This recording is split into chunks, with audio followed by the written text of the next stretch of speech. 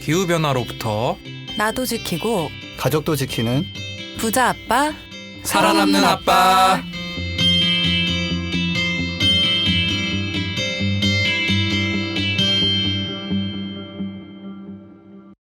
안녕하세요. 팟캐스트 부자 아빠 살아남는 아빠입니다. 기후변화로 급변하는 경제산업구조 속에서 우리들의 가족도 지키고 재산도 지킬 수 있는 방법을 지금부터 알려드립니다. 네, 안녕하세요. 정신없는 하루하루 보내고 있는 김나연입니다. 네, 요즘 수축 사회에 푹 빠져 있는 김재석입니다. 그 홍성국이라는 분이 쓴 책인데 책은 아직 못 사봤고요. 유튜브로 강의나 방송이 공짜로 막 올라와 있어서 네. 많이 듣고 있어요. 저는 이제 다음 코너에 골몰하고 있는 차윤탁입니다. 수축 사회 뭔 뜻이에요, 이게? 경제가 팽창하고 인구가 막 늘어나는 사회에서 이제는 다 줄어드는 사회로 간다. 네. 의미 있네. 네, 그래서 우리가 지금 어려움을 겪는 게 경제가 어렵고 이런 게 자꾸 팽창 사회 생각을 해서 정책을 쓰는데 이게 줄어들고 있는 상태이기 때문에 그게 맞지가 않아서 효과가 안 나오고 있다. 그리고 이분이 강의에 초반에 기후변화를 언급을 또 하시더라고요. 네, 외계인이 만약에 지금 지구를 보면은 자꾸 뜨거워지는데 왜 터질려고 그러나 뭐 이런 식으로 보일 거다. 그리고 처음으로 환경 때문에 경제를 약간 조절해야 되는 시대에 왔다. 그래서 얘기하시는데 경제 팟캐스트를 하고 있는 사람으로서 이분 대단한 분이네. 이거 책 구입해서 같이 사장. 볼까요? 그것도 괜찮죠. 알겠습니다. 김나연 선생님은 요즘 정신없이 하루하루 보내신다고 했는데 어때요? 뭐 피로사회에 빠져 계신가요? 네, 저는 피로사회라는 책을 집필하고 있고요. 이미 책이 나왔죠. 베스트셀러가. 브이로그 하세요. 브이로그. 그럴까 봐요. 제가 윤탁쌤이랑 거의 뭐 캠페인을 3-4개씩 맡아서 하고 있는데 지금 저희가 녹화하고 있는 오늘이 후쿠시마 이제 원전 사고 발생한 지 이제 9년이 되는 날이에요. 그래서 이거 관련 콘텐츠도 많이 준비를 했고 저뿐만 아니라 뭐 윤탁쌤도 되게 고생하셨고 또 오는 4월 15일이 총선이잖아요. 저희가 지난번에 이제 선거가 있었지 참. 네, 그렇죠. 캠페이너 모시고 얘기한 것처럼 그래서 이거 관련한 콘텐츠도 많이 내고 있어서 조금 그렇네요. 저랑 김나연 쌤이랑 뭐 캠페인 3-4개씩 맡아서 하고 있는데 뭔가 하나 딱히 막 잘 되는 것 같은 건 없는 것 같고 그래서 팟캐스트나 열심히 하려고 합니다. 네.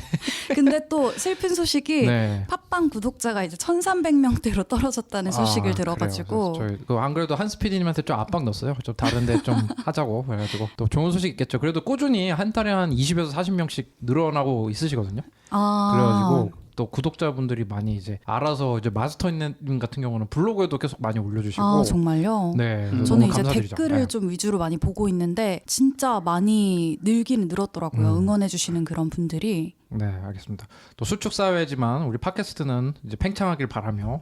사실 팟캐스트가 수축하고 있잖아요.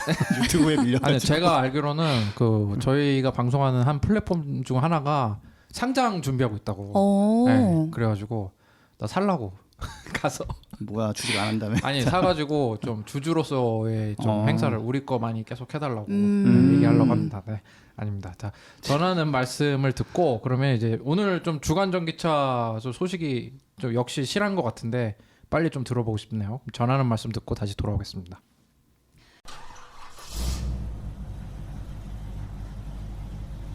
거리의 소리를 찾아서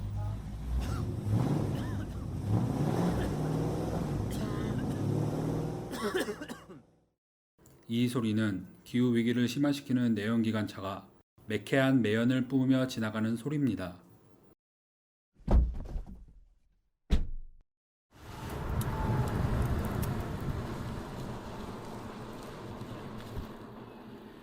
이 소리는 지구를 지키고 내 지갑도 지키는 전기차에서 나는 소리입니다.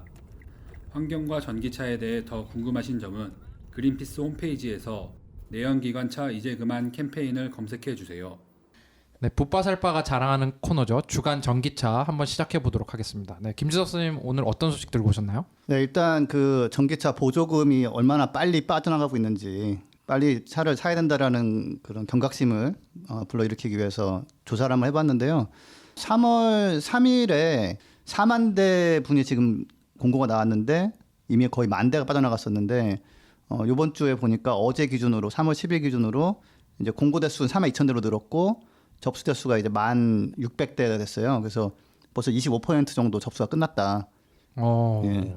그리고 출고 대수는 지난주에 한 1,800대였는데 이번 주 보니까 2,800대예요. 그래서 지난주에 그 출고 대수가 4.3%가 빠졌는데 이번 주 기준으로는 6.7%가 빠져서 보조금 소진이 지금 되게 빠르게 굉장히 빨리 되고 지금 있네요. 예, 나가고 있다.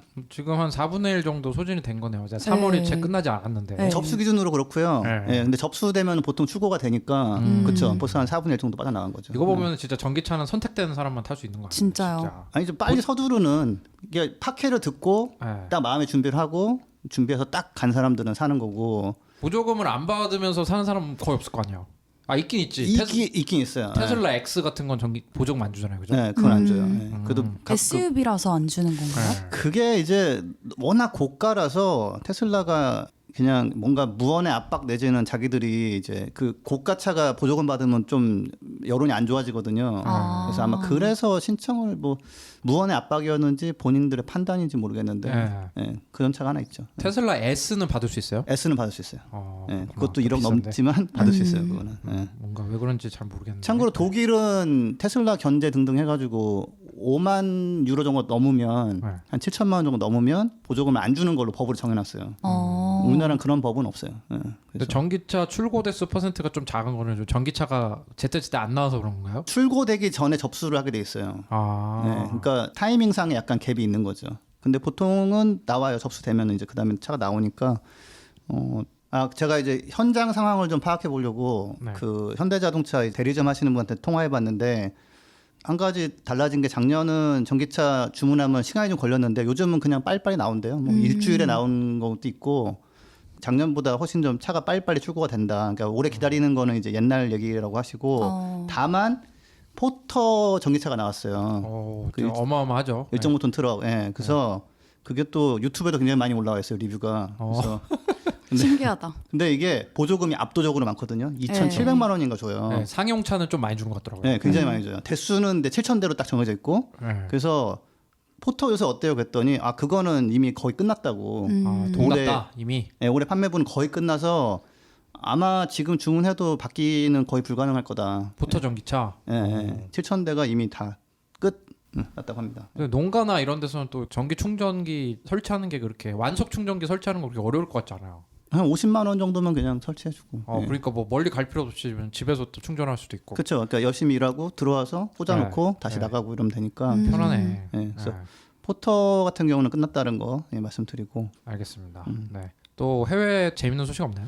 GM이 제너럴 모터스가 그 쉐보레의 그 모 회사죠. 그래서 그렇죠. 예. 배터리 용량을 60% 늘리고 가격을 킬로와트아워당 $100 이하로 낮춘 배터리를 만들었다고 대대적으로 발표를 했어요. 지난번에 들으신 분들 아시죠? NCM 배터리에서 네. NCMA로 바꾸는 걸로. 그러니까 NCM에서 N이 니켈, C가 카드뮮이었나? 코발트. 코발트. M이 뭐였죠? M이 마그네슘, 망간. 마그네슘, 망간. 망간이었을 거예요 아마. 그래서 코발트 사용량을 70% 줄였다. 예, 그래서 A는 뭔지 아세요? A? 아마추어. 저희의 답변이 아마추어 같습니다. 뭔가요? 네. 선생님 힘드니까. 네, 네. 정말 재밌는. 네. 알루미늄.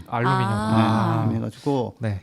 이름도 거창하게 얼티엄 시스템 해가지고 뭔가 얼티밋 뭔가 이제 최종 끝판왕 같은 느낌이죠. 네. 그래서 LG 화학이랑 같이 만들었고 제가 일렉트랙이라는 그 매체에서 지금 이걸 소식을 가져온 건데 테슬라도 중국산 모델 3에 이제 LG 화학이랑 해서 NCMA를 쓴다고 예, 하고 있어요. 예, 그리고 좀 웃겼던 거는 근데 이제 이 배터리가 엄청난 신기술이라고 하면서 배터리 셀을 판형 배터리인데 이게 판판한 그거를 가로로 쌓을 수도 있고 세로로 쌓을 수도 있다 그러면서 막 얘기를 하는데 아니 뭐 그게 뭐 대단한 거라고. 아니 그게 어떻게 썼느냐가 이 자동차 디자인을 또 그쵸, 좀 달라질 수 유연성을 줄 수 있으니까. 있으니까 그런 것 같은데 네. 70%가 용량이 60% 는다고. 그러니까 같은 무게나 부피에 비해서 네. 더 많은 전기를 저장할 수 있다 하고. 그러면 뭐 좋네요, 진짜. 벌써 이만큼이나 성장을 했으면 앞으로 배터리 산업이 얼마나 더 성장할지도 진짜 기대가 되네요. 내연기관에서 기름 넣으러 가는 것보다 훨씬 편하겠다. 덜 자주 가도 되겠다. 예, 뭐 그래서 지금 LG 화학이란 연간 생산량 30기가와트아워 배터리 공장을 만든다고 하는데 네. 이게 따져 보니까 한 60kWh 정도 되는 전기차 한 50만 대 분이고, 근데 이게 100kWh 해가지고 되게 훨씬 더 멀리 가는 차를 만들면은 30만 대 분이고, 그러니까 굉장히 큰 규모인데 사실은 아직 갈 길이 멀죠. 그래서 약간 비판이 뭐 실제 자동차는 공개도 하나도 안 하고 이게 뭐냐 했는데 며칠 있다가 리릭이라고 캐딜락 모델 하나 발표했는데 근데 모르겠어요. 뭔가 이름은 좀 캐딜락. 네. GM의 또 캐딜락이 고급 브랜드죠, 그죠? 네, 캐딜락은 아예 그냥 완전히 다 전기차로 하기로 했거든요. 브랜드 진짜요? 자체를. 어. 그래서 그 에스컬레이드라고 기름 기가 막히게 많이 먹는 차 있잖아요. 걔도 이제 전기차로 갈 거예요. 진짜요? 왜냐면 캐딜락은 모든 제품을 전기차로 하기로 했거든요. 저 캐딜락 브랜드 좋아하는데. 그럼 빨리 딴 데 좀 직장을 좀 다른 데로 여기서는 좀 무리다라는 거 말씀드리고. 그렇죠. 자, 그리고 알겠습니다. 그 다음 소식은 이제 뿌조 유럽 브랜드죠. 거기 그렇죠. CEO가 지금 전기차는 우리가 팔긴 파는데 충전소가 부족해가지고 녹색 중독자들만 지금 사고 있다. 그린 에딕이라는 표현 쓰더라고요. 환경에 이렇게 뭐 중독된 꽂힌 그런 사람들만 사람. 사고 있어서 대중적으로 팔려면은 정부가 나서서 아, 충전기를 설치해줘야 된다 하는데 이게 재밌는 게 우리나라는 이미 하고 있어요. 환경부가 전국적으로 쫙 깔아놨거든요. 그렇죠. 그다음에 이제 정부가 이제 한전을 툭툭 쳐가지고 야 너도 좀 동참해야지 해가지고 물론 충전 인프라가 부족한 곳도 있을 수 있지만 우리나라가 사실은 해외에서 막 이거 해야 되는데 이러고 얘기하는 게 우리나라 이미 하고 있고 그렇죠. 그래서 충전 인프라가 좀 잘 돼 있다 우리나라는. 우리나라 그 전기차 충전소 의외로 많아요. 의외로 많아요. 그렇죠. 네. 찾아보면 진짜 의외로 많은데 많아요. 네. 예. 오히려 주유소보다 이제 더 다양해지지 않을까 나중에 언제 우리나라 왜냐면은 좀 접근성이 더 좋은 것 같아. 왜냐면은 마트나 이런 데도 있고 동사무소 그렇죠. 이런 데도 예. 있고 그래서 맞아요. 겸사겸사 갈 수 있는 게 좋은 것 같아요. 그리고 이마트 같은 경우는 충전소 사업을 아예 독자적으로 한다고 발표를 했어요. 네. 네. 그 전까지는 다른 업체랑 같이 해야 되는데 이제는 그냥 규제가 풀려가지고 충전 인프라에 대한 거는 항상 많이 나오는 거지만 우리나라는 사실 이미 하고 있다라는 거. 예. 네, 그렇군요. 또 하나 재미있는 소식은 맥킨지에서 네. 지금까지는 중국이 전기차 생산과 소비에서 이제 원탑이었는데 그렇죠. 유럽이 이제 이거를 아마 2021년 정도부터는 유럽이 더 많이 할 것 같다. 유럽이 전기차 생산 더 많이 한다. 생산도 더 하고, 뭐 판매도 더 되고. 벌써 내년인데. 네. 그렇죠. 예. 그래서 이게 근데 이게 왜 되냐면은 CO2 규제가 들어왔잖아요. 그렇죠. 네. 올해부터 시작됐죠. 예, 전기차랑 섞어 팔기 안 하면 벌금을 세게 때려맞거든요. 그게 바로 잘 만드는 규제의 힘인 거예요. 이런 규제가 참 어떻게 유럽에서는 통과했을지. 근데 참. 이게 되게 유럽도 지금 2020년 규제를 보면 95g per 킬로미터 맞죠? 그만큼의 이제 온실가스 배출이 허용이 되는데 우리나라 기준도 95g per 킬로미터잖아요. 근데 우리나라는 온갖 예외 규정이 많아요. 네, 제가 그래가지고 알기로. 우리가 벌금을 벌금도 좀 없어. 세게 내질 않아서 좀 적용이 안 되지 않나라는 생각이 들어요. 그렇구나. 근데 어떤 거를 근거로 해요? 뭔가 좀 공장이 많이 생기나요? 아니면은 지금 사실 폭스바겐 네. 이 ID3 만드는 공장 돌아가고 있고 이미 네. 그다음에 테슬라도 공장 짓고 있고 근데 여기서는 테슬라는 공장을 빼놨대요 일단 계산해서 테슬라 독일 공장은 약간 지금 뭐 이슈 있으니까. 뭐 이슈는 끝났어요 이슈는 끝났고 네, 근데 이제 아직 뭐 가동을 할지 언제 할지 모르니까 네. 그다음에 지금 르노 같은 경우도 의외로 전기차 많이 만들고 그래서 그런 이미 공장 내연기관 공장을 문 닫고 이제 전기차 라인을 바꾸고 이런 걸 토탈 해보니까 2021년부터 170만 대 정도 하겠다. 근데 현대차도 또 그 동유럽 쪽에 그렇죠. 공장 많지 않아요? 네, 체코 공장이 지금 코나 생산 들어갔잖아요. 네. 그러니까 규제를 만들어서 전기차를 팔지 않으면은 뭐 다른 차도 못 파는 내지는 판 다음에 벌금을 세게 때려맞게 되니까 그럼 공장 라인 바꾸고 이제 투자가 들어가는 거죠. 네, 그러니까 그 LG 화학이랑 SK 어디였죠? 그 삼성 SK 이노베이션. 네. SK 이노베이션, 삼성, SDI 이런 데도 보니까 어디였는지 모르겠는데 동유럽에 그렇게 공장을 많이 증설하더라고요. 네, 있죠. 그러면 거기서 헝가리도 이제 있고. 뭐 서플라이 체인 이런 면에서 거기서 전기차 생산하는 게 더 유리해질 수도 있을 것 같아요. 전기차가 대세가 되겠네요. 또 정말 유럽에서는 전기차가 어느 정도로 지금 대중화가 되어 있나요? 그러니까 이미 지금 이제 규제가 시작된 올해 1월 이번 달부터 첫 달 규제. 그래서 거기서 르노 조에라는 모델이 거의 10,000대가 팔렸어요. 첫 한 달에. 그리고 뭐 뿌조도 이제 뭐 208이라는 모델의 전기차를 만들었는데 그게 한 4,000대. 그다음에 폭스바겐도 뭐 그래도 나름대로 3,200대 정도 이골프 골프가 전기차 모델이 있었구나. 있어요. 네. 주행거리 좀 짧긴 한데 차는 뭐 괜찮다고 하더라고요. 네. 우리나라에서는 자취를 감춘 닛산 리프가 원조 전기차인데 이거 네. 한 3,100대 아예 자취를 감췄어요. 닛산 리프가 한참 좀 마케팅 했었는데. 예, 연예인도 고용하고 네, 맞아요, 남들은 맞아요. 굉장히 제가 야 잘한다 했는데 그다음에 일본차 불매가 겹치고 아 일본차 불매. 예, 그리고 그렇네. 닛산 리프가 조금 성능이 사실은 현대차보다 좀 떨어지는 면도 좀 많거든요. 그렇군요. 예. 그래서 반강제로 퇴출당했죠. 이제 그 닛산 리프 광고가 되게 인상적인 게 인상적이었어요. 그 뭐 산 같은 데를 이제 전기차를 타고 가가지고 맞아요. 차에 전기를 꽂아갖고 영화를 보는 거예요. 그 산 사람 그 마을 사람들이랑. 그렇죠. 난 주스 아니었나? 파는 거 봤었는데 주스 파는 거. 주스 파는 거 나는 그 뭐지 프로젝트 빔 같은 거를 딱 전기차 연결해갖고 보는 그런 모습이 괜찮았는데. 여기다 이제 조금만 더 보태자면 아우디 이트론이라는 모델이 2200대, 그 다음에 현대 코나가 2100대. 현대 코나도 많이 팔리네요. 예. 네. 거기는 아무튼 지금 유럽에서는 대기가 12개월이어가지고. 와.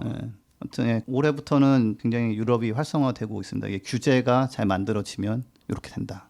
네. 이걸 보여주고 있어요. 네. 또 어떤 짧게 두 개만 더 할게요. 네. 그 석유 가스를 채취할 때 그 메탄가스, 그러니까 천연가스가 누출이 막 돼요. 네. 뭐 100% 이거 잡아낼 수가 없어요.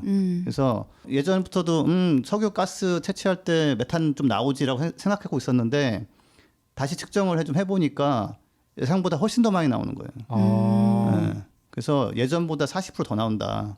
더 나올 수도 있고 사실은. 메탄이 어떤 점에서 좀 안 좋죠? 이게 지구 온난화 효과에서 이산화탄소보다 80배 정도 더 세요. 기여를 더 많이 한다는 거죠. 그러니까 이산화탄소 하나 나왔을 때 지구 온난화 심화시키는 것보다 메탄 하나 나왔을 때 심화시키는 게 더 크다는 거죠. 그러니까 뭐 약간 맹독성이라고 할까요? 어떤 그 유해성에 의하면은, 그러니까 네. 실제로 뭐 독성이 있는 건 아닌데 기후 변화 면에서는 정말 훨씬 나쁜. 근데 보통 왜 전기차 얘기하면 사람들 그러잖아요. 그 전기는 어디서 오는데? 그래서 네. 이거 어디서 오냐는 여기 이렇게 저렇게 오고 뭐 석유, 그러니까 태양광 풍력도 올 수 있고 이렇게 얘기하는데 사람들이 석유가스는 어디서 오는데와 석유가스 캘 때는 뭐 나오는 거 없나 이 생각은 안 하는 거가 좀 있어요. 그러니까 석유 쓰는 것 자체도 문제인데 네. 그거를 채취하는 과정에서도 굉장히 많은 온실가스가 나오거든요. 그래서 더더욱이 전기차로 전환할 필요가 더 커졌다. 이 연구팀에서도 굉장히 안타까운 일인데 이 연구가 또 보여주는 거는 뭐냐면 이래서 석유가스를 안 쓰면 CO2만 줄어드는 게 아니라 메탄도 줄어들기 때문에 효과가 더 크다. 그러니까 긍정적으로 생각해라 하는데 뭐 그 부분도 사실이긴 하죠. 근데 또 지금 뭐 미국이랑 러시아랑 사우디랑 석유 가격 폭락하면서 엄청 경쟁하고 있잖아요. 네. 지금. 그래도 주유소 가격으로는 여전히 석유가 비싸고 전기차가 여전히 싸죠, 그죠? 네. 지금 걸프전 이후로 최고 폭락이래. 92년 걸프전 이후. 그렇죠. 네. 네. 그 이제 마지막 소식은 제가 보통 테슬라에 대해서 좋은 소식을 많이 전하는데 아니 갑자기 전화가 온 거예요. 엊그저께 제 지인분이. 그래서 왜요? 그랬더니 애들이 테슬라 모델 3를 안 타려고 한다.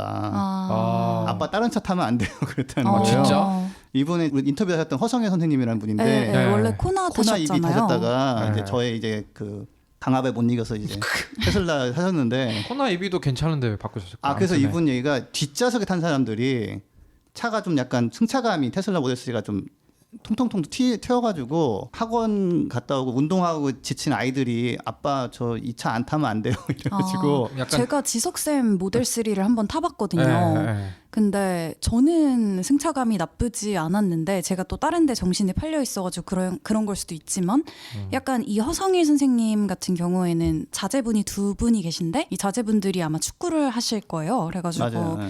운동 끝나고 좀 왔다 갔다 하는 그런 일이 많다고 들었었거든요. 지석쌤 대박. 나는 안 태워주고 나연쌤만 태워줬네. 아무튼 근데 모델 3가 저가형 모델이라 그런 거 아닐까요? 약간. 그래서 그것보다는 이제 이게 스포츠 세단이어가지고 아. 제가 아는 지인분이 또 다른 지인 한 분이 모델 3 가지고 계시고 일하시는데 환경단체에서 네. 그분이 좀 밟았더니 굉장히 안정감 있게 나가더라. 그래서 그 쿠션감을 좋게 하려면은 이 좀 주행 안전성이 떨어지고 이러는데, 그러니까 이거는 근데 저희 삼촌도 모델 3 사셨는데 네. 뒷자리 타신 분들이 불만이 많대요. 그 뒷좌석 되게 좁아요. 꼭 그렇지는 않아요. 아니 딱 봐도 좁더만. 그래요? 네. 네. 타보긴 했나? 아니 나는 모터쇼에서 봤지. 자, 아무튼 한 가지는 제가 여기서 하나 말씀드리자면 가족들이 막 자주 뒷자리에 타고 이런다면 안락한 좀 패밀리 세단은 조금 아닌 것으로 판정이 나오고 있다. 그런 분들은 좀 다른 차를 알아보시는 게, 그래서 그 아이들이 코나 타고 가가지고 코나를 타고 간다고 하시더라고요. 코나도 계속 가지고 코나. 계시는구나. 승차감이 저도 아이오닉 타다가 모델 3 타보니까 아이오닉이 조금 더 부드럽게 가는 건 맞아요. 아이들이 느끼기에는 현대차 전기차가 좀 더 승차감이 좋더라. 네. 네, 뒷자리 탄 사람들이 좀 불만이. 그때 제가 자제분들 만나봤을 때는 코나 전기차를 되게 되게 좋아했죠. 좋아했었거든요. 그렇구나. 그래서- 알겠습니다. 소식 감사합니다. 부자 아빠, 살아남는 아빠. 바람 잘 날 없는 지구재난 방송 한번 시작해 보도록 하겠습니다. 네, 오늘 어떤 소식 갖고 오셨나요? 오늘은 이제 저희가 늘 얘기했던 따뜻한 겨울, 이제 좀 네. 보면 겨울이 다 끝났다고 판단을 하나 봐요. 기상청이나 뭐 이런 데이터 상으로 봤을 때는. 그렇죠. 그래서 이번 지난 겨울을 좀 되돌아보면 좋겠다 해서 겨울 이야기를 가지고 왔는데, 사실 제가 느끼기에는 좀 겨울의 끝자락이기는 하거든요. 근데 이번 겨울이 역대 가장 따뜻한 겨울로 기록될 예정이라고 해요. 기상청이 지난 4일에 2019년 겨울철 기상 특성을 발표를 했는데, 아마 이게 19년의 겨울이 시작해서 이렇게 제목이 지어진 것 같아요. 그래서 12월하고 2월 같은 경우에는 우리가 추위가 있었는데 그게 굉장히 짧았고, 또 1월 같은 경우에는 왜 지석쌤이 그런 얘기 하셨잖아요. 어디 놀러 갔는데 나비가 깨어났더라. 설에 공주 갔는 고향 갔는데 네. 개천가에 나비가 몇 마리 있었다니까요. 그래서 이게 또 알아보니까 따뜻한 남풍이 되게 잦게 유입이 돼가지고 전국에 고온 현상이 있었다고 하더라고요. 뭐 실제로 계속 낮 기온이 뭐 10몇 도씩 올라가는 일이 좀 빈번했었던 걸로 기억이 나는데, 지난 겨울 전국 평균 기온의 경우에는 이제 3.1도를 기록을 했대요. 평균 기온이 이제 영상인 거죠. 그리고 이거는 전국적인 기상 관측이 시작된 게 1973년인데 이 이후로 보면 가장 높은 수치라고 해요. 그리고 평균 기온뿐만 아니라 최고 기온이랑 최저 기온도 가장 높았는데, 최고 기온은 8.3도, 그리고 최저 기온은 다행히 이건 영하였어요. 영하 1.4도였다고 하네요. 그러니까 이게 그 하루 평균 기온인 거죠. 네, 맞아요. 왜냐하면 저희가 10몇 도씩 간 적도 있었으니까. 그리고 영하 12도 이하인 한파일수도 제일 적은 겨울이었다고 해요. 이번 겨울이. 따뜻한 겨울이었다. 네. 그래서 기온이 높다 보니까 아무래도 눈 좀 적게 보셨죠. 저는 눈 본 기억이 한 2번, 3번 정도 있었던 것 같은데. 내리는 것만 봤지 쌓인 건 진짜 뭐 밟아봤다든지 전혀 기억이 없어요. 맞아요. 네.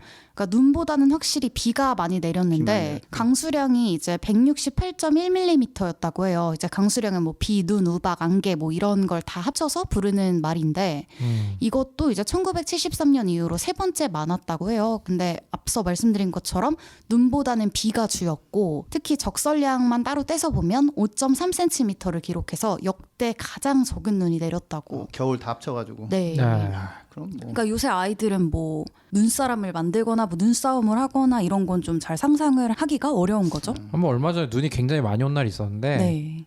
금방 녹아버리더라고요. 네. 내리는 즉시 좀 녹거나 뭐 네. 그랬던 것 같아요. 근데 이런 원인이 뭐냐라고 했을 때, 이제 보통 한반도의 겨울에는 우리 뭐 초등학교, 중학교 때 많이 배우는 건데, 겨울에 시베리아 고기압이 되게 큰 영향을 그쵸. 미치잖아요. 차고 건조한 북서풍. 대륙성 그쵸? 기후. 네, 맞아요. 근데 이번 겨울에는 따뜻하고 습한 남서풍이 평소보다 더 큰 영향을 미쳐서 이 북서풍의 세력이 되게 약해졌다는 거예요. 실제로 이 시베리아 지역 온도가 평년보다 3도가 높았고, 그러니까 당연히 찬 공기가 내려오는 게 좀 덜했겠죠. 그리고 서태평양의 해수면 온도는 평년보다 높아서 그 남서풍의 영향이 더 세졌다. 이게 또 날씨가 애매하고 좀 오묘한 게, 뭐 또 위쪽에 또 무슨 제트 기류가 이상 기후로 또 무너지면은 또 네, 맞아요. 한파가 오기도 하고 막. 안 그렇죠. 그래도 제트기류 내용을 제가 네. 뺐는데, 그 제트기류에서도 문제가 있어서 이제 찬 공기를 뭐 가둬두는 그런 역할을 하잖아요. 네. 그래서 이것도 한반도의 따뜻한 겨울에 영향을 줬다고 하더라고요. 근데 이게 보면은 원래 극지방이 더 온난화가 빨라요. 네. 그래서 시베리아 쪽은 더워지고, 또 서태평양 해수면 온도가 왜 높았겠어요. 기본적으로는 그것도 온난화 때문에 그런 네. 거거든요. 근데 여기서 혹시 온난화 언급하던가요? 네, 기후 변화를 언급을 하더라고요. 했어요? 네. 그 다행이네. 그렇구나. 알겠습니다. 또 그래서 이렇게 날씨가 따뜻해지다 보면은 또 식물이나 동물들이 헛갈릴 것 같아요. 그렇죠. 앞에 좀 잠깐 언급을 했었는데, 뭐 나비를 1월 말에 봤다 뭐 이런 얘기가 있었잖아요. 근데 이게 저희가 지석쌤이 사진을 안 찍어주셨으니까 사진 있어요. 아, 있어요? 네. 안 믿을 수도 이거 있는데 넣어주세요. 이거 편집할 때. 네. 이게 실제로 이런 연구들이 다 있었더라고요. 국립공원의 봄꽃들이 작년보다 15일 정도 일찍 피기 시작했대요. 꽃구경. 네, 그래서 개화라고 우리가 부르는 게 한 개체에서 3송이 이상의 꽃이 피었을 때를 기준으로 해서 네. 뭐 한두 개가 피었다고 이걸 개화했다 이렇게 말하진 않는 거예요. 근데 이제 환경부 산하에 있는 국립공원공단이 지난달 23일에 지리산 국립공원 같은 여러 국립공원을 봤는데 이제 여기서 봄꽃이 개화한 곳이 굉장히 많았다는 거예요. 봄꽃이. 네, 이게 이제 봄꽃이 아니라 이른 봄꽃이라는 표현을 쓰더라고요. 이러다가 뭔가 겨울꽃으로 뭔가 바뀌는 게 아닐지 하는 생각도 들었는데 지리산이랑 계룡산 국립공원에서는 지난 1월 24일에 복수초라는 봄꽃이 개화를 했고요. 지리산의 경우에는 지난해보다 12일이 더 빨리 개화를 한 거고 계룡산의 경우에는 지난해보다 31일이 더 빨리 개화한 거였어요. 꽃이 이렇게 빨리 피게 되면은 네. 그러니까 꽃이 진 다음에 과일이 열려야 되는데 그쵸. 그런 것에 또 지장이 있겠죠, 그죠? 그쵸. 그리고 그리고 과일이 너무 빨리 열려버리면 추운데 열려버릴 수 있고 그런 거 아닌가요? 그러면 또 얼어서 또 문제가 생길 수도 네. 있고. 과일이 열리려면은 이제 수분이 돼야 되잖아요. 그렇죠. 벌하고 나비가 막 와고 그래야 되는데 벌하고 나비도 또 깨어났다가 또 추워서 얼어 죽을 수도 있고. 그러니까 15일 계약이 앞당겨진 거야. 그쵸. 벌들랑 저기한테는 그럼 또 거의 이제, 15일에서 뭐 30일까지 네. 앞당겨진 거니까. 근데 이 복수초라는 꽃뿐만 아니라 뭐 노루귀, 변산바람꽃, 유채꽃은 다 아실 것 같아요.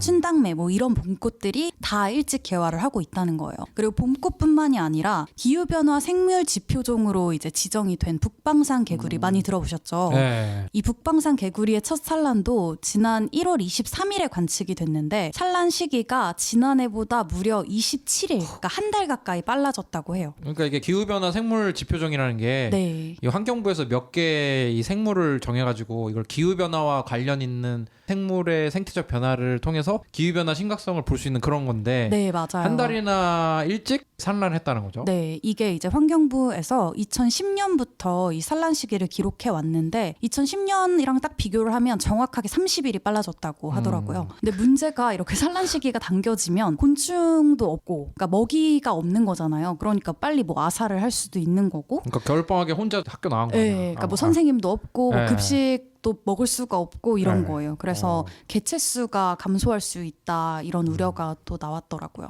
알겠습니다.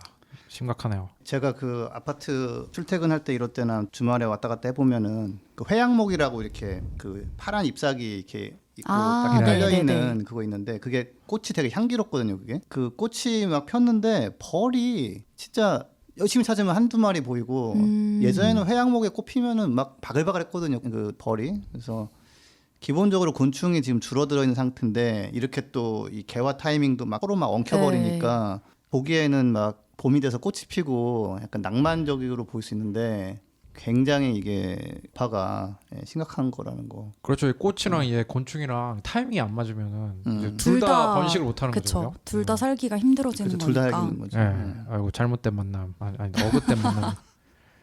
너무 아쉽네요. 네, 알겠습니다. 네, 오늘 지구재난 방송 경각심을 일깨워주는 소식 네, 뭐 감사합니다. 현실을 네. 알아야 되니까. 네, 그래서 광고 듣고 그럼 다음 코너 한번 시작해 보도록 하겠습니다.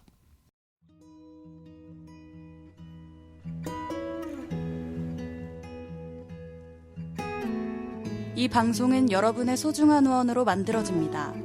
국제환경단체 그린피스 서울사무소에 후원해주실 분들은 네이버에서 그린피스 팟캐를 검색하시면 쉽게 후원에 참여해주실 수 있습니다.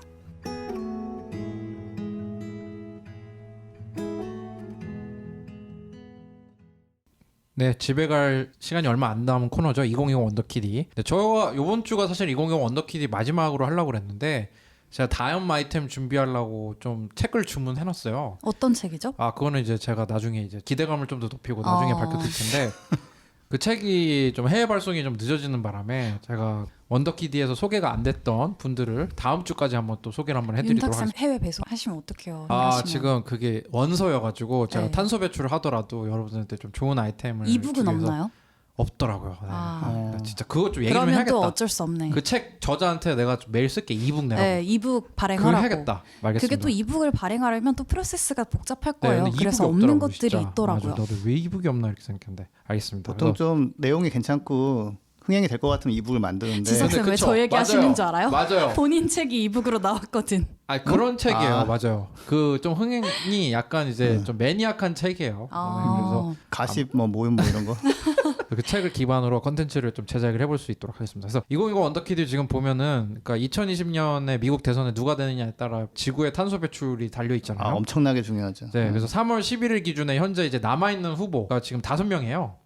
바이든, 샌더스, 네. 그리고 털시 게버드라고 우리 또 소개했었죠. 뭐 네네. 러시아의 스파이 어쩌고 저쩌고 막 힐러리 클린턴이랑 싸움했던. 근데 그 후보가 저 지지율이 1%도 안 나오는데 아직 경선을 포기 안 했어요. 그래가지고 이렇게 민주당에 3명 남아 있고 공화당도 이제 트럼프 현 대통령이랑 웰드 그때 저번에 소개해드렸죠. 그러니까 총 5명이 살아 있고 미국의 민주당이랑 공화당 합쳐서 27명이 이제 포기를 했어요. 근데 살아있다고 그러니까 조금 그래요. 왜냐면 워낙 나이가 많으신 분들이 많아가지고 살아있네. 그 5명이 이제 아직 경선을 포기 안 하고 있고. 포기 안 하고 있다라고. 네, 그렇습니다. 그래서 미국 민주당 내 후보를 여론조사 한 결과에 따르면 샌더스가 29%로 1등. 여론조사.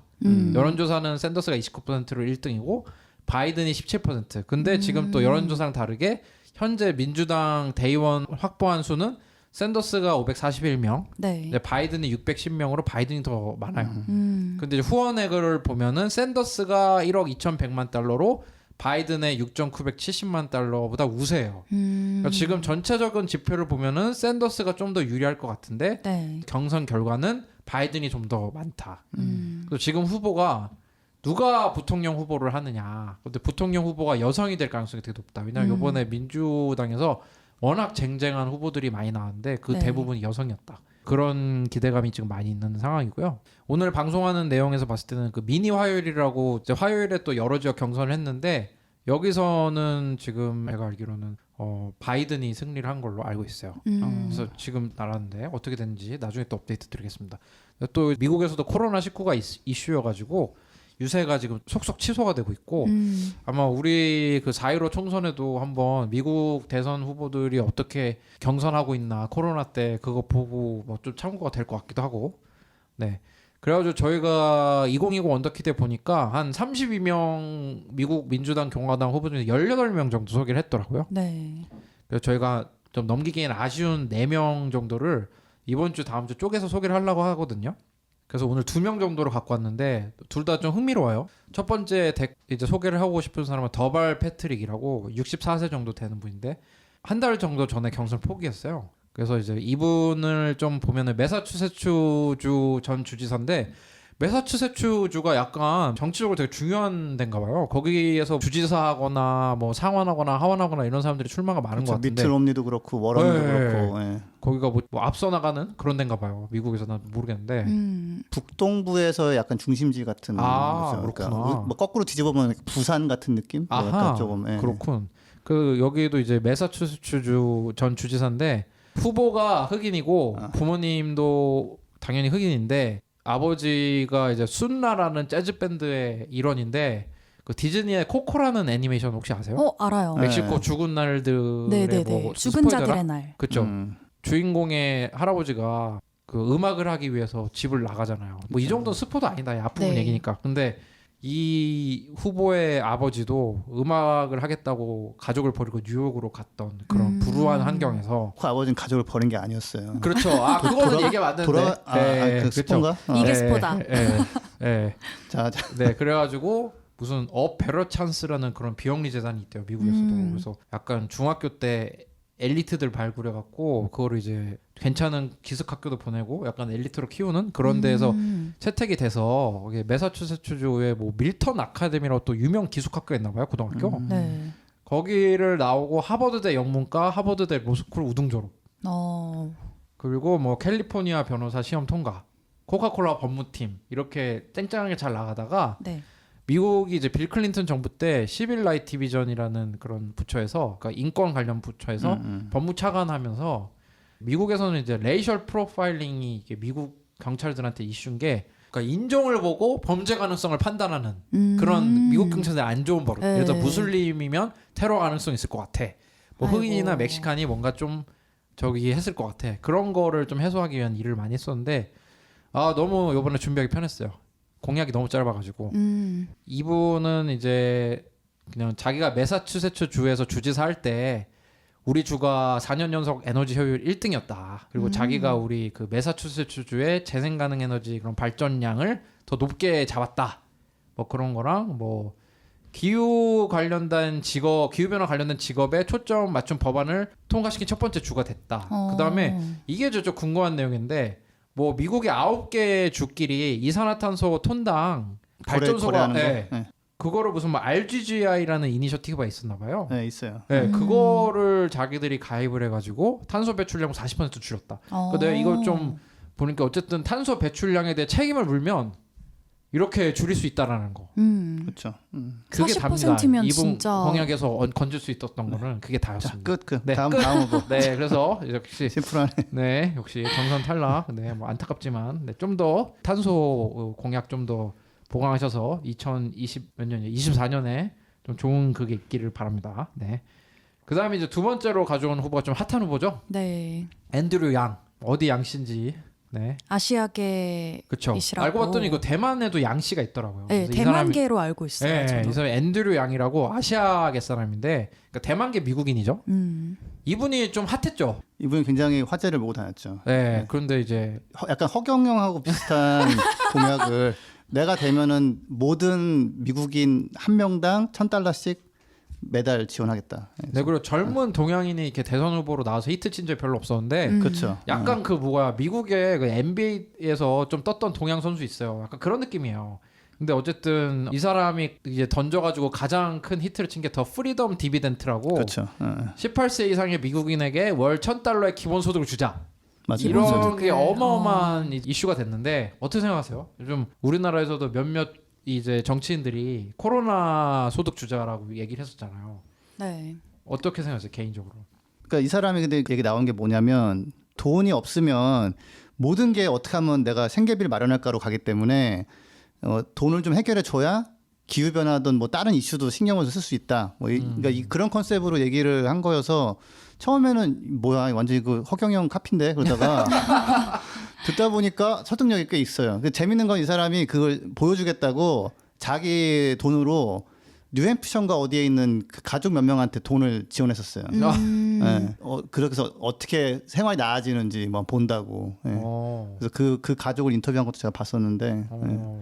진짜. 그러니까 그냥 무조건 돈을 주겠다는 게 아니라 이게 되게 이런저런 로직이 있더라고요. 저는 설득이 됐어요 좀. 저는 기본소득이라는 것 자체가 어쨌든 뭐 모든 사회 구성원이 최소한 뭐 생활을 영위할 수 있도록 좀 도움을 그쵸. 주는 거니까 좀 현실적인 선이었다면은 뭐 괜찮지 않았을까 하는 생각이 드네요. 저는 그냥 나한테 그 매달 100만 원 넘게 주면 좋겠다는 생각이 들면서도 이 재원이 어디서 나올까 그쵸. 그런 또 그게 생각도 또 고민도 하게 되더라고요. 그래서 이제 이분이 그래서 3개 정도 공약을 좀 자기 메인 공약으로 밀고 있었는데 이제 탈락했으니까 그래서 더 프리덤 디비던트라고 이제 그 기본소득이랑 그다음 메디케어 포 올 그다음에 인간 중심의 자본주의라고 하면서 지금 그 문재인 대통령과 상당히 비슷한 문구 휴머니티 퍼스트라고 사람이 먼저다. 사람이 돈보다 중요한 자본주의. 막 이런 식의 거를 뽑았거든요. 근데 여러모로 참 독특한 분이에요. 이분의 면모를 좀 살펴보면은 이제 부모님이 그 60년대 대만에서 미국으로 이민을 오셨대요. 그래서 버클리대 대학원에서 부부가 만나서 결혼했는데 아버지는 이제 물리학 박사로 IBM GE에서 일하면서 특허만 50개 이상 만들었고 엄마는 통계학 석사. 그러니까 이렇게 좀 어려운 공부를 해야지 먹고 사나 봐. 근데 나중에 이제 예술가. 그다음에 앤드류 양의 형은 뉴욕대에서 심리학 교수고 아버지랑 삼촌, 뭐 사촌 다 교수. 뭐 이렇대요. 그래서 나이는 빠른 75년생. 이제 45세 정도 되고 그리고 뉴욕에서 자랐을 때 이제 공립 초등학교 같은 데 다녔는데 키도 작고 동양인이라서 좀 괴롭힘을 많이 다녀가지고 그래서 이제 좀 이 사람의 중요성 이런 거를 많이 깨달았대요. 이제 소수에 대한. 그리고 어렸을 때 취미가 그 던전 앤 드래곤이라는 좀 전설적인 게임이 있어요. 그 게임이 취미였다고. 게임 좋아하는 사람 치고 나쁜 사람은 없거든요. 그래서 좋게 봤습니다. 그리고 SAT 점수가 1220점 정도가 나왔다는데 이게 뭐 잘 나온 겁니까? 아주 잘 나온 거 아니에요 그 정도면. 근데 이 점수가 12살 때. 12살 때? 네. 그럼 잘 나온 거예요. 네. 제가 18살 때 네. 1180점 맞았으니까. 근데 이제 이게 1600점이 만점인가 그렇잖아요. 맞아요. 맞아요. 근데 1220점을 12살 때 이제 그러면 정말 잘 나온 받아가지고 거예요. 대단하다. 영재 진짜. 프로그램 다녔고 저희 이제 저기 팟캐스트 지금 진행하시는 지금 우리 4명 중에 동문 있습니다. 동문. 그러네. 네. 네, 브라운대 92학번. 제가 네. 94학번. 네, 본 거 같아요. 경제과거든요, 이 사람도. 저도 아 경제과였기 맞아. 지적선 그 때문에 얘기 아, 진짜요? 하셨었다. 본 거 네. 같아요. 네. 근데 저는 실제로 그 수업 같이 들었던 것 같다고. 그랬던 것 같아요. 한 개 정도인가 두 개인가 약간. 근데 저는 오늘 이 대본을 쓰면서 4층에서 앤드류 형과 굉장히 닮은 분이 내리는 걸 보면서 상당히 좀 평범한 얼굴, 아닐 수 있다. 친근한 얼굴. 아무튼 예. 그래가지고 근데 이분도 그냥 브라운 대학을 졸업하시고 콜롬비아대 로스쿨 가가지고 변호사를 했는데 근데 이 사람 좀 재밌는 얘기가 많은 것 같아. 말을 좀 재밌게 많이 하는데 콜롬비아대 로스쿨 졸업하고 이제 로펌에 들어갔대요. 근데 그 5개월 만에 일하고 그만두는데 자기 인생 최악의 5개월이었다고. 그러니까 로펌에서 일하는 변호사 어떤 느낌이었냐면 파이대에 나가서 우승했는데 파이를 선물로 더 준 것 같은 그런 느낌이었다. 그러니까 뭐 일도 재미없고 업무량도 많았고 그래가지고 뭐 스타기빙이라고 셀러브리티랑 같이 모금하는 그런 웹사이트 만드는데 닷컴퍼블로 망하고 뭐 파티 사업도 하고 헬스케어 스타트업 부사장도 했는데 스타트업 부사장 생각보다 별거 아닌 거 아시죠? 저 우리 셋이서 지금 내일 스타트업 만들고 저 사장하고 할 수 있어요. 한스 쌤 뭐 하고 싶으세요? 저 PD 저 대표 자리 하나 드릴까요? 네 그렇다고 고개를 끄덕이고 계시고요. 빨리 진행이나 해라. 편집거리 만들지 말고. 네. 그리고 좀 머리가 좋은 사람인지 금융위기 때 뭐 JP 모건, 골드먼삭스, 모건 스탠리 이런 사람들한테 뭐 자기가 가회같이 수업도 하고. 그러니까 이분이 뭘로 돈을 벌었는지 내가 좀 깜짝 놀라는 게 회사 만들어. 네, 회사를 만들었는데 그게 뭐였냐 맨하탄 프랩이라고. 네. 저도 이거 써봤거든요. 아. 진짜? 네, 저도 이제 MBA 나왔잖아요. 네. 네, 맞다. 의외죠. 사람들. MBA 가려면 지몇 시험 네, 여기서 점수를 왜 받아야 이러고 돼요. 있어요? 저 그린피스의 경영을 도입하려고요. 역시 이거 CEO 다른 거 꿈꾸시는구나. 아닌가? 근데 이게 GMAT 시험을 준비하는 데가 약간 독점인데 맨하탄 프랩이라는 그 프로그램 깔면 이 시험을 좀 시뮬레이션 해볼 수가 있어요. 그러니까 이게 또 컴퓨터로 보는 시험인데 네. 시뮬레이션 프로그램이 없는데 맨하탄 프랩이 약간 이 공식 시험처 말고도 그런 족보 같은 시험을 내요. 문제집 내요. 그래서 요걸로 부자가 돼요. 그 GMAT 시험 준비하는 그런 거 만들어가지고. 근데 이제 그 회사에서 좀 여성 직원 차별했다는 이슈가 있어가지고 좀 소송도 이런. 당하고 막 그랬는데 네. 어쨌든 그거를 또 카플란인가 되게 큰 출판사에 팔고 아이고. 나 벤처포 아메리카라는 걸 2009년에 만들어서 이제 좀 우수한 대학의 학생들을 유명 신생 벤처 기업에 파견해 가지고 오바마 정부에 큰 관심을 끌게 됩니다. 벤처포 아메리카 들어보셨을 것 같아요. 그래가지고 이분이 약간 좀 통통 튀는 후보였는데 이분이 기후변화 관련 공약 낸 거 딱 마음에 드는 게 하나 있는데 뭐냐면 약간 스타트업이나 이런 게 있어가지고 그림이나 이런 걸로 딱 스케줄링을 딱딱딱 이거 그림으로 이렇게 표현해놨고 그다음 예산을 확보하겠다는 걸 이렇게 딱딱딱 어디서 확보하겠다는지 딱 적어놨어요. 요거는 다른 후보들한테는 볼 수 없는 약간 디테일이었다. 근데 그 내용은 한번 지금 우리가 한번 봅시다. 그래서 2049년까지 순제로를 달성하겠다. 이거 괜찮습니까 이거? 2050년 전이네요. 너무 늦죠 좀. 늦어요? 늦기도 하고 네. 왜 우리가 물건 사러 가면은 10,000원 안 써 있고 그렇죠. 9,900원 써 있는 거 있잖아요. 그렇죠. 이게 분명히 2050년인데 역시 장사해본 사람이야. 2049년. 네, 그러니까 나는 1년 빨라 그러면 49 네. 그러면은 뭐 아무튼 좀 웃겼어요 좀. 웬 49년. 그래서 그 그림을 이쁘게 그려놨는데 2025년에 그 새롭게 짓는 건물에 그 탄소 넷제로 표준을 수립한다. 2025년. 그거 좀 늦지 않아요? 좀 늦죠. 네. 그래서 이제 건물 짓는데 또 탄소 배출이 많이 되나 봐요, 그죠? 네. 그리고 지어놓으면 또 이제 뭐 보일러 쓰고 뭐 온수 쓰고 이러니까. 예. 그 다음에 2027년에 약간 조금 논란이 있죠. 원자력을 가동한다. 뭐 토륨하고 뭐 저기 핵융합 얘기하는데 네. 사실 논란이 없었어요. 왜냐하면 뭐야 저 안 되는 걸 왜 집어넣었지? 그냥 패스 이렇게 약간. 예. 그래서 국내에서도 토륨 얘기 많이 나오잖아요. 안전한 원전이라고 얘기 나오는데 제가 듣기로는 안전한 원전은 없다. 그리고 이게 뭐 아주 확실한 기술이 아니라면서요. 제가 개인적인 입장 하나 얘기해 볼까요? 네. 그 만들어서 하나 가져와 봐.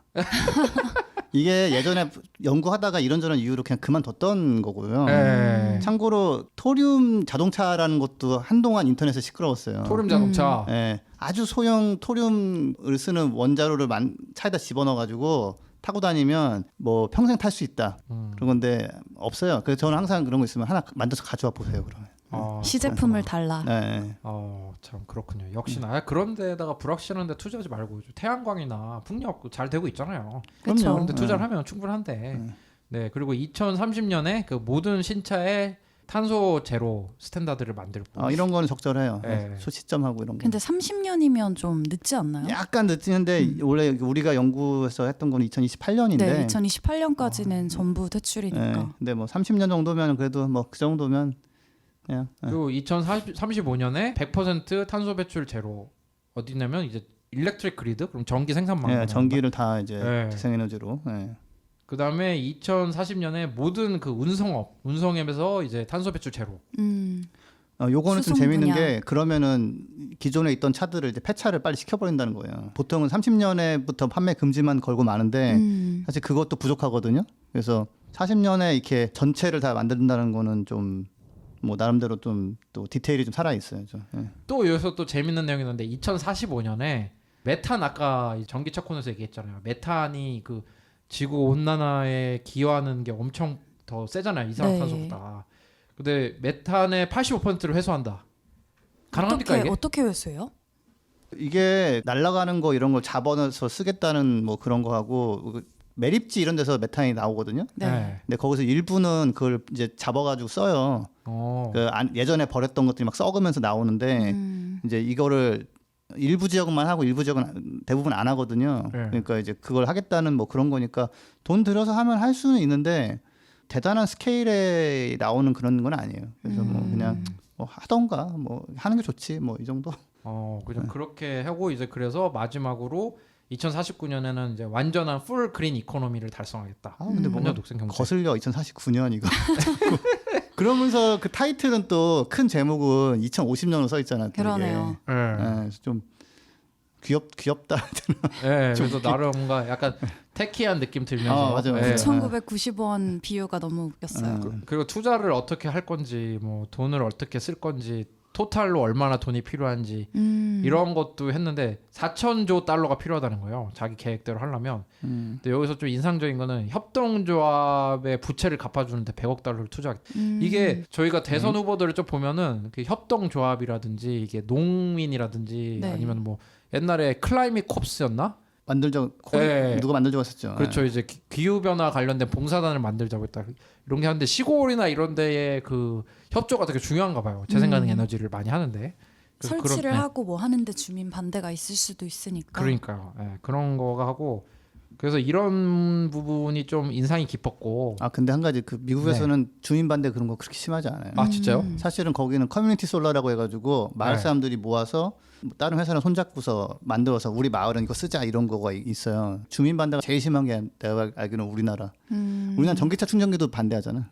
근데 실제로 제가 이번에 제주에 그 해상풍력발전소 갔을 때 들었던 거는 우리나라 심해요.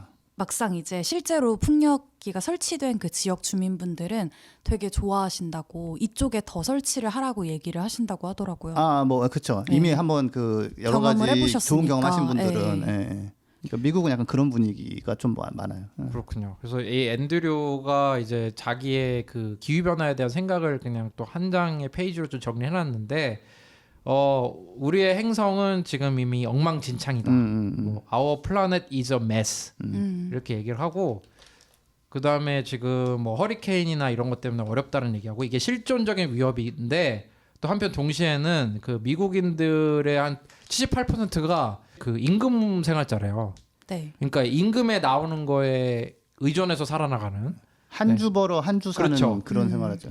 그런데 기후 변화 신경 쓰게 하는 게 어렵다. 그러니까 이 사람들이 분명히 나는 지금 뭐 신용카드 청구서도 못 내는데 그 펭귄들 신경 쓸 수가 없다. 막 이런 식으로 생각할 수 있다라고 얘기를 하면서 이거를 좀 벗어나서 이제 모든 미국 사람들이 이제 같이 고민을 해야 되는 문제라고 얘기를 하고 그래서 그런 얘기를 하는 거는 역시 그 민주당 후보처럼 비슷한 입장을 갖고 있는 것 같아요. 그리고 이게 기후 변화 자체가 위기가 될 수 있다. 기후 위기가. 그래서 미국이 이제 에너지 분야의 중심지가 될 수 있고 이제 일자리 창출도 될 수 있고 오히려 러시아, 이란, 베네수엘라 이런 데는 다 석유 의존해서 안 좋지 않냐. 근데 우리는 이게 더 좋다. 그래서 그런 얘기로 이제 혁신을 만들어 나가자 이런 식으로 하면서 이제 얘기를 하더라고요. 저도 근데 또 공감을 해요. 예, 뭐 설득력이 꽤 있어요. 네. 있고, 근데 이제 하나 재밌는 거는 그린피스 미국 사무소에서 네. 대선 후보 평가한 게 있었잖아요. 네. 예, 그 사이트는 내려갔지만 예전에 관련 기사를 찾아보니까 앤드류 양이 이제 C+ 받더라고요. C+. 그래서 평가가 아주 그렇게 좋지는 않고 네. 버니 샌더스는 16조 달러 정도를 투자해서 기후변화 막겠다고 그러고 사실 그 정도 재원이 들어갈 거예요 아마. 근데 뭐 앤드류 양 같은 경우는 이것도 그러니까 5조 달러라고 안 그러고 4.87조 달러 해가지고 네. 그래서 약간 이제 이쪽 정책은 그렇게 강하지는 않았고 가장 화제가 된 건 아무튼 그 기본 소득을 이제 프리덤 디비덴드를 주겠다고 했던 거였고 이제 그런 부분은 되게 공감이 가죠. 그러니까 여유 없는 사람들한테 기후 변화 얘기하면 이게 뭐 이렇게 신경을 못 쓰니까 네. 일단 여유를 만들어 주고 기후 변화 대응을 하자 뭐 이래서 네, 맞습니다. 그래서 앤드류 양이랑 오늘 드발 패트릭 이 두 명 이제 저 경선에서는 떨어졌지만 저희 팟캐스트에서는 부활하고 영생하시라고 한번 이렇게 위험 알아봤습니다. 발언이다. 위험 예, 발언. 아니 두 분은 우리 존경한다, 마음속에서 이제 영원히 이제 생명을 얻을 거라고 생각하고 앞으로 그 다음에 또 이제 이분들이 네. 또 대선 후보에 또 도전할 수도 있잖아요. 그럴 수도 있죠. 그럴 수 그러니까 있죠. 저희가 하고 싶은 얘기는 뭐예요? 이제 모든 대선 후보들이 다 이런 똑같은 얘기를 하고 있다. 거의 지금 저희가 다룬 후보 중에서 얘기 안 하는 후보는 한 명도 없잖아요. 한 명 없죠. 있어요. 도널드 트럼프. 도널드 트럼프는 안 우리가 다뤘어. 검토 안 했으니까 거기는 뭐 빼고는 그렇죠. 도널드 트럼프 빼고는 지금 이제 기후 위기 얘기 안 하는 후보가 없었다. 그렇고 이제 다음 주에 이제 마지막으로 두 분 정도 소개해주고 그리고 네.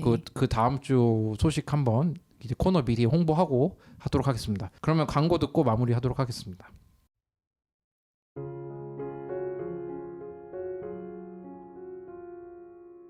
부자 아빠 살아남는 아빠는 애플 팟캐스트, 구글 팟캐스트, 팟빵, 파티, 앵커, 오디오 클립 등을 통해서 들으실 수 있습니다.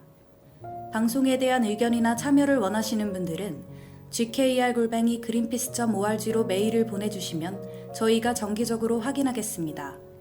부자 아빠 살아남는 아빠.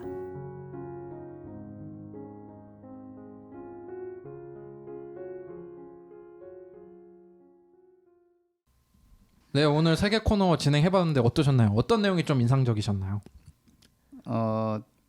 제가 전달한 부분이 되게 인상적이지. 저도 제가 전달한 게 가장 인상적이었고요. 나 진짜 재미가 없어져. 기후변화 저는- 생물 지표종이 무려 2010년보다 30일이나 먼저 깨어났다는 게 네, 저도 참 이 개구리의 깨어남에 있어서 참 인상 깊은. 옛날에 저 개구리 알 그런 거 잡는 게 이게 좀그 초등학생 남자들한테 약간 좀 로망이죠, 로망. 놀아주는. 아, 진짜요? 네, 그게 좀 그 개구리 알 잡아갖고 와가지고 좀 친구들 나눠주고 거기 올챙이 나오고 하면 좀 스타 되는 거거든요. 우리 집 올챙이 크고 있다. 키우려고. 키우기도 하고 뭐 그렇죠. 근데 이제 한 달이나 먼저 이렇게 나온다는 게 너무 씁쓸하기도 하고. 네. 그냥 캐딜락에서 전기차 나온다니까 좀 관심도 가기도 하고. 윤탁 쌤의 다음 차는 아무래도 캐딜락의 전기차가 되지 않을까. 아닙니다. 그 살려면 지금 힘들죠. 지금 집을 어떻게 포기해야 되나 뭐 그런 상황이고 또 앤드류 양이 아무래도 좀 동양인으로서 두 자릿수 지지율을 처음 기록한 적도 있는 그런 선풍적인 후보였는데 이렇게 또 체계적으로 물론 우리가 100% 동의하기는 어려운 부분도 있었지만